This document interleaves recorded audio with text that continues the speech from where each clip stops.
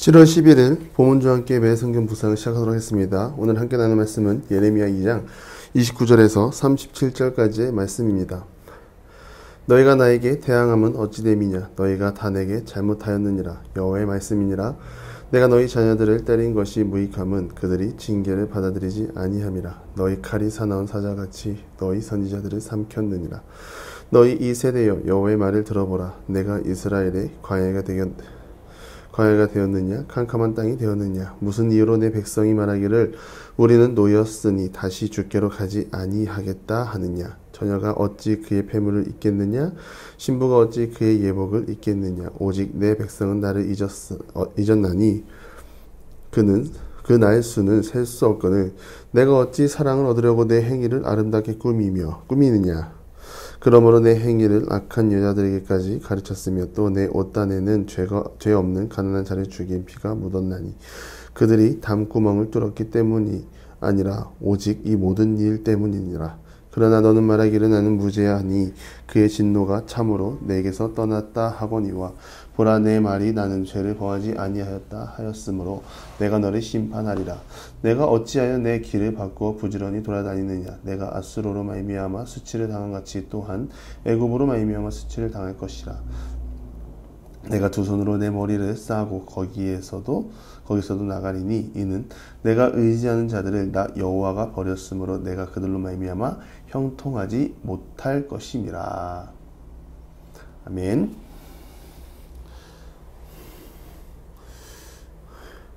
이스라엘 백성이 서 있는 곳은 하나님 앞이 아니라 우상의 목전이었습니다. 하나님 앞이 아니라 우상의 목전에 서 있는 이스라엘 백성은 겸손이 아니라 교만으로 늘 하나님을 대했습니다. 그래서 그들을 향하여 하나님 말씀하십니다. 너희가 나에게 대항함은 어찌 됨이냐? 너희가 다 내게 잘못하였느니라 라고 말씀하십니다. 이 대항한다는 것은 이스라엘 백성들이 하나님께 따져 묻는다는 것을 말하고 있습니다.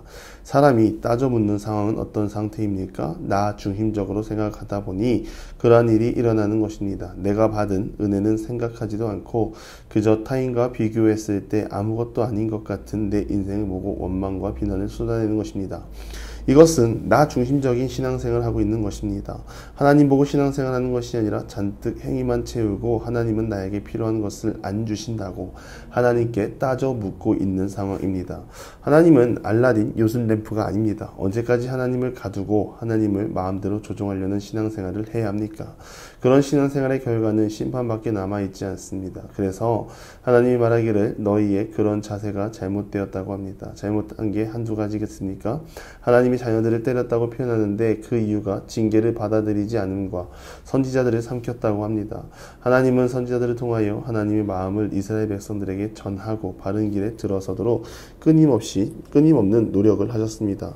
다윗 시대만 해도 선지자들의 말을 듣고 다윗은 강해진 마음이 두려움으로 변하여 무릎 꿇고 회개했습니다. 하나님은 그때 그 마음을 받아주시고 용서해 주시고 나라를 다시 강하게 하는 능력을 베풀어 주셨죠. 그런데 예레미야 선지자 시대에 이상한 일이 일어납니다. 하나님 보낸 선지자의 말을 듣지 않습니다. 외면하고 자신들의 길을 갑니다. 즉 징계를 받지 아니하고 하나님과 반대되는 길이라도 그곳을 향해 빠르게 나아가는 것입니다. 또 선지자를 때리고 감금하고 구덩이에 묻고 말도 안 되는 일이 계속해서 일어나는 상황이었습니다. 정말 갈 때까지 간 것 아닙니까? 이스라엘이 이제 멸망을 향해 나아간다는 것은 이스라엘의 주인 되시는 하나님을 잊었다는 말이 됩니다. 이들이 이렇게 행하는 데에는 하나님을 마음에 둔 것이 아니라 우상을 마음에 두고 행했기 때문입니다. 그래서 하나님은 말씀하십니다. 이스라엘이 광야가 되게 하였느냐? 캄캄한 땅이 되게 하였느냐? 하나님은 한 번도 이스라엘 백성들에게 그런 땅과 어둠을 허락하신 적이 없으십니다. 하나님은 늘 자신의 백성을 지키시고 보호하셨습니다. 그런데 이스라엘은 후에 말하기를 우리는 하나님으로부터 놓였다라고 말한 것입니다. 이거 참 하나님 억울한 상황입니다. 불철주야 백성들과 동행하고 그 길을 지키고 있는데 벗어난 건 이스라엘 백성인데 왜 하나님이 우리를 놓았으니 다시 주께로 돌아가지 않겠다고 말하는 이 말이 참 이해가 안 되는 상황입니다.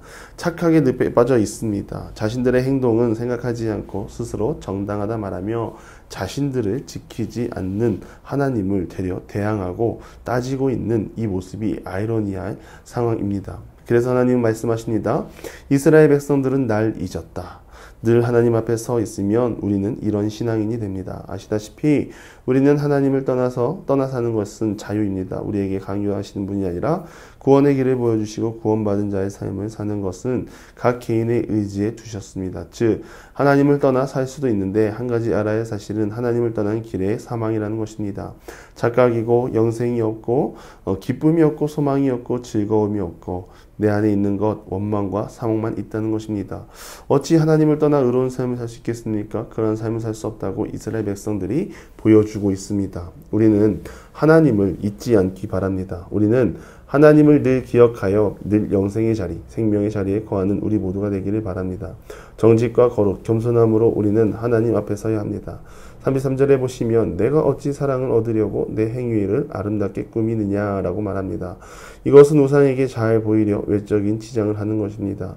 하나님은 우리를 존재 자체만으로도 귀하고 기쁘게 여기십니다. 그런데 우상 앞에 서는 사람들은 잘 꾸미고 잘 드리고 신의 마음에 들어야 복을 받는다고 생각합니다. 우리가 가지고 있는 신의 개념과 다릅니다. 하나님은 하나님 앞에 서려 하는 그 발걸음을 기뻐하십니다. 하나님은 회개하는 자를 기뻐하시고 하나님 편에 서는 사람을 기뻐하십니다. 하나님 아닌 다른 것에 우리의 마음을 돌리지 않길 바랍니다. 구약을 읽다가 보면 십자가는 은혜입니다. 십자가 없이 우리는 죄를 밝히 드러낼 수 없습니다. 밝히 드러내야만 우리가 회개할 수 있고 돌이킬 수 있습니다. 35절에 보면 나는 죄가 없다고 말합니다. 이 뻔뻔함이 결국에는 심판에 이르게 하는 것입니다. 예수님이 이 땅에 오신 것은 심판을 내리기 위해 이 땅에 오신 것이 아니라 예수님으로 하여금 많은 사람에게 생명을 주기 위해 구원의 은혜를 주기 위해 오셨는데 사람들은 착각을 합니다. 심판을 내리기 위해 오셨다. 심판이 목적이 아니라 우리를 구원하기 위해 이 땅에 오신 것입니다. 그렇기에 우리는 심판을 두려워할 것이 아니라 오늘 주어진 삶 속에서 어떻게 예수님과 함께 동행하며 나아갈지 그것을 고민하며 나아가는 우리 모두가 되기를 바랍니다. 또한 우리의 힘이 되시는 여호와를 의지합시다. 아수르를 말미암아 수치를 당하고 애굽으로 말미암아 수치를 당한다고 하십니다. 우리가 눈에 보이는 그 무엇이 아무리 강하고 견고할지라도 하나님보다 크지 않습니다. 사람의 연약한 눈은 당장 눈앞에 보이는 크고 위대한 것으로 인해 우리의 마음이 흔들리게 하고 당장 모든 것을 의지하게 합니다. 그러나 세상은 값 없이 우리의 편이 되어주지 않습니다. 그만큼 값을 치러야 합니다. 그러나 하나님은 아닙니다. 아무런 값을 치르지 않고 그런 자격이 없지만 그럼에도 우리를 사랑하시고 구원하시는 하나님이십니다. 그 하나님을 바라보기 바랍니다.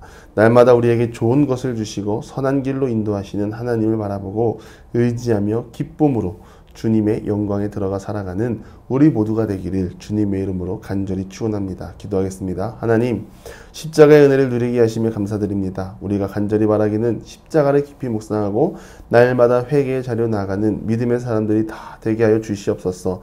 늘 주님과 동행하게 하시고 기쁨과 감사로 주님 안에 거하며 살아가는 기도의 용사들이 다 되게 하여 주시옵소서. 예수님의 이름으로 기도드리며 이제는 우리 구주 예수 그리스도의 은혜와 하나님의 극진하신 사랑하심과 성령의 감화, 감동, 교통하심이 우상이 아니라 하나님 앞에 서고 늘 주님과 동행하며 주님을 의지하며 나아가기를 소망하는 사랑하는 보문과 함께 모든 기도의 용사 위에 이제로부터 영원토록 함께 하시기를 간절히 축원하옵나이다. 아멘.